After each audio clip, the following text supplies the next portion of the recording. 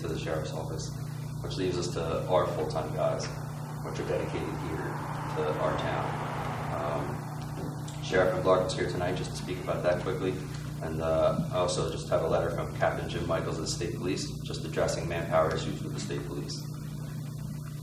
If we were to decide that we weren't going to hire any more police officers, the State Police is in a position where they're not going to provide us any more service or any less service. They're not in that position. And the only other thing I'm going to talk about regarding manpower issues is just prior to the meeting, I took a selection of calls for service here in the town, multi-car calls or high priority calls. And the average response time for our guys were anywhere from 5 to 7 minutes. And the average response time from a trooper or a deputy was anywhere up to 15 to 20 to 25 minutes. So that's really the importance of having our full-time people here in the town and the difference between full-time and part-time. Thanks. Thank you. Shora is the out for here. I think pretty much covered again the other grant. We did go look for a truck for Rick, but it's hard to find one that worked for him. So power windows,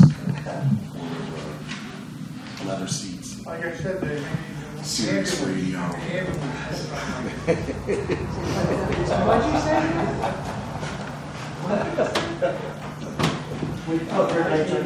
No report from Pineville Water. I understand the museum could not make it tonight, and I know Marty is down in Florida. Were you going to invite Sheriff McLaughlin to speak? I was going to wait till the going public comment on resolutions. I was hoping Kathy was going to leave, but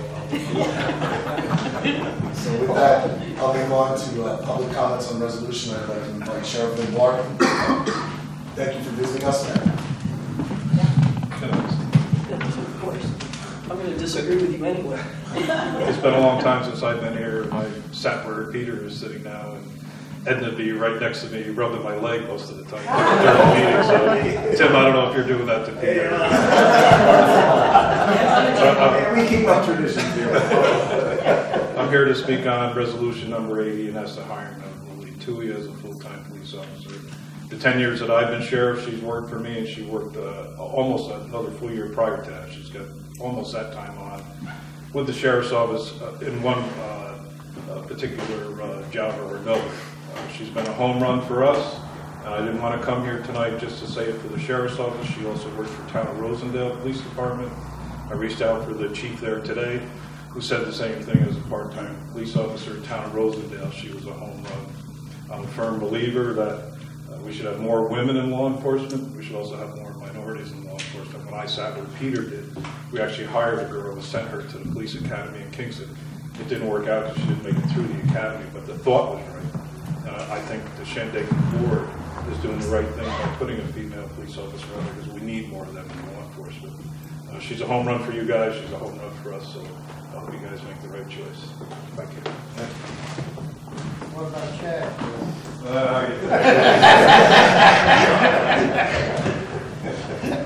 Any other public comments and resolutions? Thank you.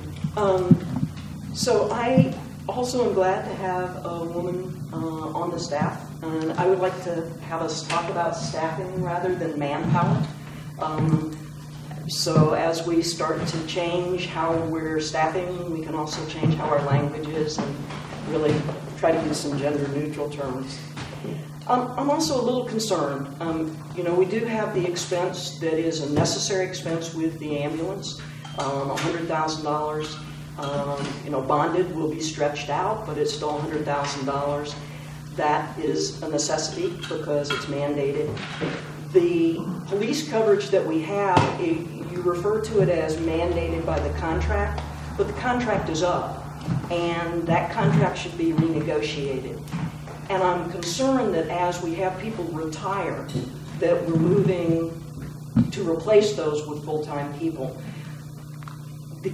The majority of people who are on fixed incomes have a difficulty with that. And I'm not sure how it all plays out, but many of these full-time hirings could be from either Woodstock or Ulster County, and so that the employee gets the full-time status and gets benefits but a community that has more resources than Shandaken is the one that is the full-time hire, and then we could continue to have part-time people. If we're not going to do that, then I think we should look for some other place in the department where we save money. Because each full moving of a part-time person up to full-time increases the benefits. That's probably $10,000 a year per person that we take on as an additional expense, instead of reducing full-time and having part-time coverage from our own police department. We do have multiple coverages here in Shandaken. We have Ulster County, we have New York State, we have DEP, and then we have a Shandaken force. And it just seems like as people get, their taxes going up and up, that we have to look for some place where we can find an efficiency. And if one of these other communities could have the full-time position offered to these officers, and then the officer gets full-time hours plus part-time hours with us, instead of full-time hours with us and part-time hours with them, I think some of these other communities can bear that cost better than we can. So I appreciate your looking into it. If it's not for this particular situation, then at least going forward. And I would like to ask the police department, as part of the negotiations of a new contract, to take that into consideration. One way to protect the community is not to have people stretched quite so thin on their finances. People that are having a hard time financially, it just may make for a more tense situation in the community.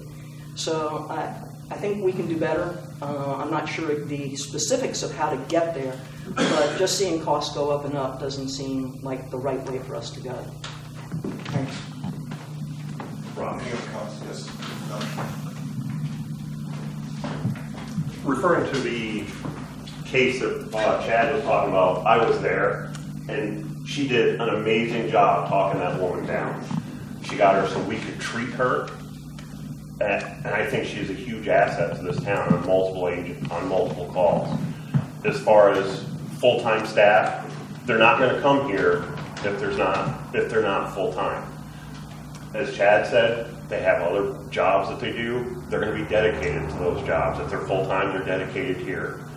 How long did it take the police agencies to get there the other night, Willie? Any idea? Just a few minutes. Out. Are you seeing any? Any of them. There were, 3 or 4 agencies out there the other night. And I got there, and what's that? It only took other agencies like 3 or 4 minutes? From what I could tell. I don't want to get into the specifics of the case because there's ongoing stuff, but there was, I didn't want to use the term pursuit, but it started from a neighboring police agency following the people into the town of Shandaken. So when he started calling for help, then that's when everybody started. Full-time people are going to be that would work here the way it should. For my department, or Rich's department, time is clearly essential, and it proved itself out the other night when they saved someone's life, because within a matter of minutes they were there. That wouldn't have happened if they'd been coming from Martyrdale or Kingston. So full-time.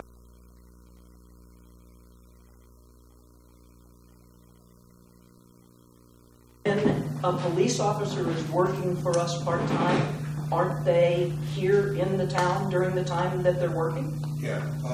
So let me address one of your concerns there. Number one, first, when we're hiring people under new circumstances, the health care is considerably lower because they're paying a higher contributory rate. It used to be in the past that they contributed as little as 5%. Now they're mandated to pay at least 25%, respective of the program that they're taking. So they sometimes are going to be paying thousands of dollars towards it, whereas before they were barely paying hundreds. In the past also, there were raises of 5%, 6% sometimes in the contracts. We've held the line, and especially since the tax cap has been imposed, to keep it at 2%. We have not had a contract that exceeded 2% in salary raises at any point in any singular year in the contract since then. And actually, most of them, as we pointed out with the highway, start with a 0 and then move onwards, be it 1% or 122 or 112. So we've helped to minimize that cost. I think for the most part, I can say for both ambulance and police, the line items in both budgets have stayed relatively static over the number of years for the past 6 to 8 years as well. I know Rich and Chad get on me each year, and Jimmy before Chad, about increasing their equipment lines all the time. And isn't the case. I mean, they generally get what they get. I think it's approximately $8,000 maybe, or $12,000 maybe for the police. So we are holding the line. Again, the taxes in the town of Shandaken have not exceeded the tax cap. Not 1 year that they've had it imposed. We have been within the 2% tax cap, maintained within it. And again, that's why we strive to do things like bond for the cost of the ambulance. Again, we could bond for the entire $108,000, spread it over 10 or 11 years, but in my estimation on what we can absorb financially in the budget, I think $10,000 is something we can find to save throughout the course of the budget and help maintain that tax base as low as we can. Again, I hope that the board continues to support us in doing that, but we are finding ways to cut things. I mean, it's getting tougher and tougher every year, and I hate to say it, and I'm sure county level, state level, same thing. One that scares me is non-essential services is generally the first thing that goes. So before you see a police department or an ambulance department go, you're probably going to see recreation go for the kids. You're going to see senior lunch programs go. You're going to see a museum close. These are all quality of life issues amongst the community. So I support this hiring tonight, and I want to see it continue. I think, again, I can answer in Irene specifically. When Irene hit, we really didn't have a lot of resources because we were physically cut off from the rest of the county. We had our full-time officers there and one part-timer. The only reason that part-timer was there is because he was just recently hired prior to that and hadn't established himself full-time at another department. So he was available to us. That was it. And then we had the chief of police. That was the only police.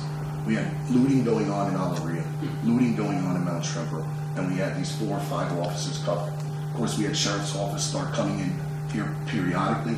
We had the water rescue team came in to do savings over here in Fox Hollow and so on, but they weren't here for patrol. They were here for water rescues. So it's a necessary resource, and I saw it firsthand what benefit it has, especially in an emergency situation.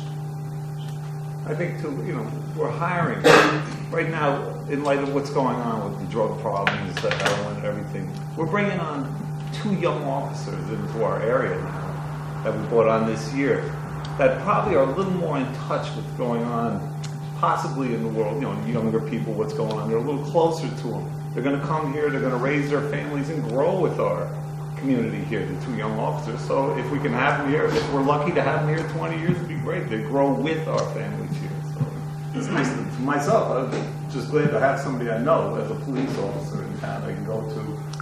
When somebody comes from another agency, whether it's the sheriff's or the state police, you don't know. Sometimes it's nice, especially when you're older, it's nice to have somebody that you know, young in the area here. Their kids are going to school with our kids. They're living here. They're eating in the same restaurants with us. They're our neighbors. Like that, for the community, I actually like it. I think it's great. Other officers will retire.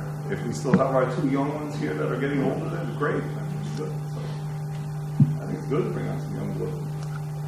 This might be regressing a little, but you had mentioned, Rob, that our ambulance cost is a lot lower than the surrounding area, and we're going to increase it, but not to the standard of the other ambulances. What if You're mixing issues. First off, I'm going to say Rich mentioned that the cost of the ambulance is much more affordable than other agencies locally. Right. I stated that the rates that we charge are considerably lower than they are in regional ambulances around the area, almost to the effect of 4 times. Again, we were at $330, and Rich correct me on these. I believe it was $330 for BLS call, and the average out there was $1,200. We're looking to go, I think, to 600. Is that what we put it at? So that's what I'm saying. We're not even going up to almost half of what the other agencies are garnering in revenue, and those revenues help us offset the tax. Right. So what if we go in increments, increase it? I mean, it could be the person, the patient, paying the cost, but chances are it's going to be insurances adding to that. So can we, in increments, raise it? Maybe 600, then the next year 800? Again, we could certainly amend it, and we didn't want to push the envelope. It's a good start. That's it. You know, Again, that's, if you want to consider, and again, we haven't amended these rates for 8 years? 4 years, 5 years. I believe. Yeah. I thought it was longer than that. I thought it was one too. I thought it was when I came on. Yeah. That's Oh, what when we we did. when we switched companies, when we went from ARS to Comstar, there was I don't think it would be that much of a burden on our residents as their taxes going up, if we can spread it out Hey. over insurance companies and. And you're absolutely correct. You know, what we ran into was we wanted to hold the line. You know, as Kathy was saying, and it wasn't the ambulance department's decision. It was the town board's decision to hold the line to keep the cost of the ambulance low for those residents that were going to utilize the service. What we're seeing statistically is it's not necessarily the residents that are the main users of the service.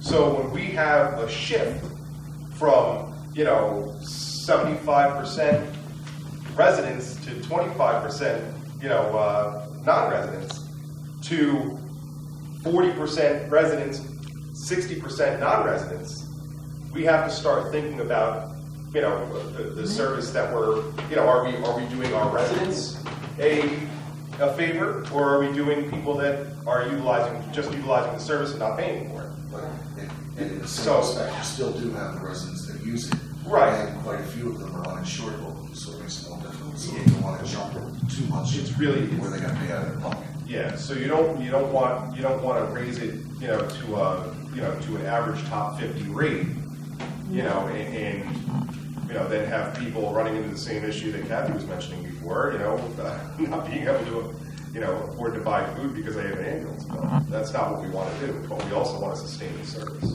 Could we get some figures on what percentage of residents and non-residents are covered by some insurance?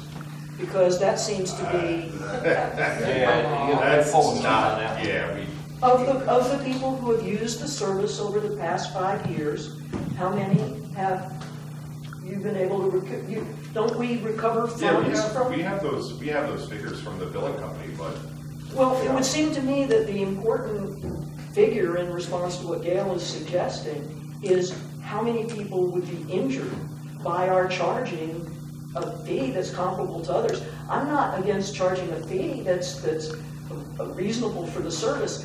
I'm trying to balance income versus expenses. And if you have more income coming in from your billing, then you have a smaller amount that has to be picked up by the taxpayers. right? And that should be looked at yearly. And if there is a place where insured people can pay a higher rate, then they should do it instead of our taxpayers. Well, I think that's what they're getting at, Kathy, is that if you looked at that and noted that it was so low, I mean, it wasn't even half of what the average is. So we're just proposing to bring it up to half, even, which will double I agree what that we're that makes charging sense, now. but I think Gail's proposal to look at it for additional increases makes a lot of sense as well. Yeah. Especially No doubt. if we could get the figures Again, to see that we wouldn't hurt This is anybody. why we've started looking at trying to get mutual aid agreements with some of these other communities that we kind of do it on a handshake agreement. This is why 2 years ago we went to the collection agency to try and get return on that collection, which seems to be working in our, in our favor a little bit, garnering a little bit more than, I think it's almost 40% return on the collections that are reported. So generally, I think they probably 33% or something like that. So we're doing better, but we need to do a little bit better, and especially in light of the way this season went. Being Bel Air was very dull, if you want to say. It wasn't very busy. The call volume was down, so again, these are. I think that's something we'll have to get used to. What about systemically though? When you look at the service, call volume is actually increasing outside of the business. But so with Orta up there with their new beds and, everything that they have at Bel Air, the medical center they have, are they going to compensate the town at all? Do anything for the town ambulance service here, or are they just Well, I'll actually let Supervisor Stanley take that, because we've had conversations with Borda in regards to contributing to offset the costs to the taxpayer. And if you want to, I believe they do that in Gore. They do. They do take They care of absolutely towns do. that They do that, they give them a stipend each year, and that's what we discussed with them in our meetings. They wanted to know numbers. Again, we're not comfortable with the numbers that came out this year because it was kind of a bad year for skiing. Right. Really an anomaly. I haven't seen it this bad in 20 years, and we hope it bounces back again. I have people joking with me today about Bel Air's going to be open tomorrow. So, I mean, it just got snow all of a sudden coming. So we hope it bounces back and we can get some more average figures. Of course, we're arguing average numbers for the past previous 4 or 5 seasons, so you can amortize that out. But being that Orta is a corporate entity, essentially, they're going to probably try to argue about the numbers this year and say they want to base it on the numbers coming this year. So that's why we have to. We were supposed to wait till the end of the season and have another meeting. Absolutely. Rob, I just want to clarify one other thing for Kathy. She said that there was multiple agencies that covered our town, and she's correct. However, the DEP's main mission is protecting the waterways from New York City. They're a non-qualitative agency. They don't handle domestics. They don't handle burglaries. They don't handle police calls for service. And ultimately, for them to really go to those types of calls, they have to get permission from the supervisor. And that's changed many times over, because based on their top guys and who's in charge for them, it's varied from year to year. As far as the state police and sheriff's office, yeah, they cover this area. As you guys know, I'm a supervisor of the sheriff's office too, and we have staffing issues as well. And sometimes the car that covers the town of Shandaken is covering the whole northern half of the city. So he's covering every town from Kingston, out to Saugerties, up to Marbletown, to Hardenburg, and Denning. And to think that we don't go from Kingston to Denning, we absolutely do. I've done it many times. And same with the state police. They have their manpower allotted for the state police in Kingston, which covers our area. And just an example of their staffing issues, in their contract, after a certain hour at night, they actually have to double up in their cars. So they go from 4 or 5 cars on covering the northern part of Ulster County to 2 cars on behind the desk. So it really does behoove us to have our full-time guys. They're working 10-hour shifts, 20 hours a day, and they're here answering those calls every day. That's nice to know too. When you slide off the back road and smash into a tree, and you need to call right. They're there. Somebody will help you get to the point. Just one other quick example. 2 weeks ago, there was a burglary in West Hurley where some handguns were stolen. Every sheriff's car, every state police car was tied up on that call. Great coordination. We work very well together. We're very fortunate in Ulster County to have the law enforcement relationship that we do. Great coordination between the supervisors on the scene. They set up a perimeter. Canines were there. They catch the guy. He's got two loaded guns that he stole out of the house. During that time frame, there was a call at the high school. Not a very serious call, but it certainly had potential to go that way. So fortunately, Olive had their guy working, and our guy was working, and they handled the call together. But we ended up going down there and helping them. So that's it. Any other questions? Certainly here, and we'll answer anything you need to know. There's no other public comments? There's no motions? Move on to resolution.